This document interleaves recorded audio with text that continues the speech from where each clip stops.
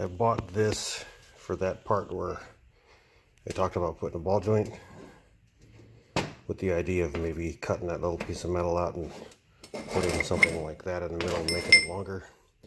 But that's just too stiff. So if you guys are familiar with Toyotas, they've got this mount, engine torque. It's got some crazy angles with it. So as you can see, I kind of cut a pie shape out of it to straighten it out a little bit, to make it more, like the shape I need. And I'll just put another bead of weld right there, and it'll be something like that direction on there. It also gives me the offset I need. So it's got a much bigger rubber bushing on it. I think that's going to be a better deal. Been wasting money on axles. I bought this one off of Rock Auto. The picture showed a solid axle, but when it came in, that is definitely not a solid axle. It's interesting how they built it though, because it looks like it's assembled. I don't know, maybe welded on the inside or spun weld or something like that to make it hollow in the middle. But I don't think I can use it for what I want. What I was hoping was to keep this end for the spindle, have a solid axle, cut it to length, then have enough metal there for them to machine it down and put the spline in the length that it needs to be. This is my axle collection. The one that's taped up is the one that's like the one that's on my other truck. It's all hollow axle.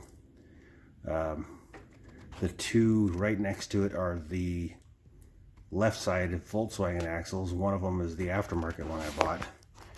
That leads me to a rant about aftermarket rebuilders that put the wrong clips on the ends of these things and make them impossible to get off.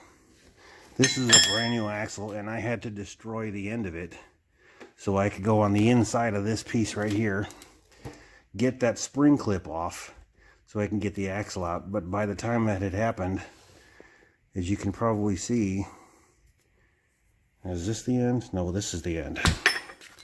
So as you can see, that ring, that wrong clip, damaged those splines on the end and made it even harder to get the axle off. So aftermarket people, stop using the crappy clips. I've got the clips over here.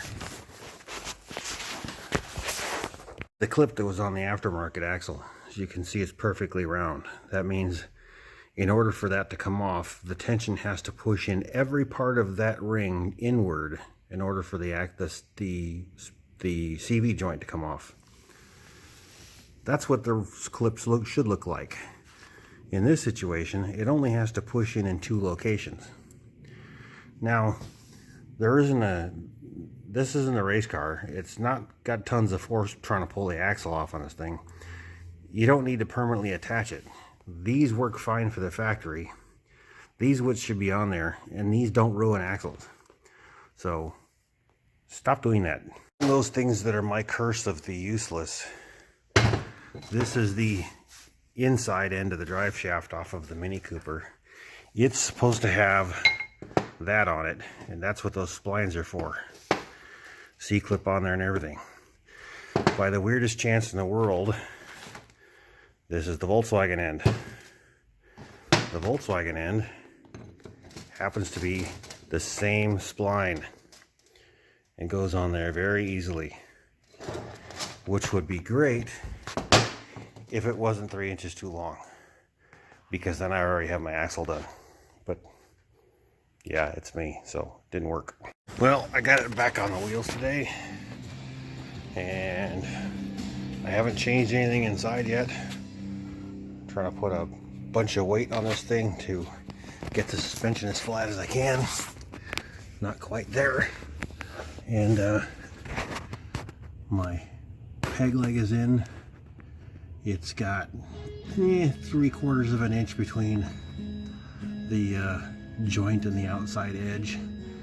The other side is the split side. That is not welded yet. And so I can move that in and out. So I can match that to the other side and decide where to weld that and at least have one temporary axle. Another day, another pile of money. So what I got here was this. Fits just inside there, flush with that little lip. And they gave me 2 of these, even though I ordered 1. And that fits the shape of that. So this kind of becomes a mount for the crossbar. This is off of a Nissan Versa or some European version of it that Peugeot has access to. Found it for $10. And the idea being is it's going to go centered around where that dot is somewhere in there. And that will be where this engine is mounted now. So I can get that bar down closer and have more room over the top of the engine. So here is the mock-up as I have it now. That is one of those things in styrofoam. And you can see there's plugs sticking out of it in different areas. So I've got those plugs modeled, and the styrofoam is just tongue sticking out. So this is going to be 2 plugs there that need about 5 inches. That right there, this is where going to be high voltage comes in from the batteries, and I really wish I could move that around the backside because I've got tons of room to come out that way and a mess if I got to go that way.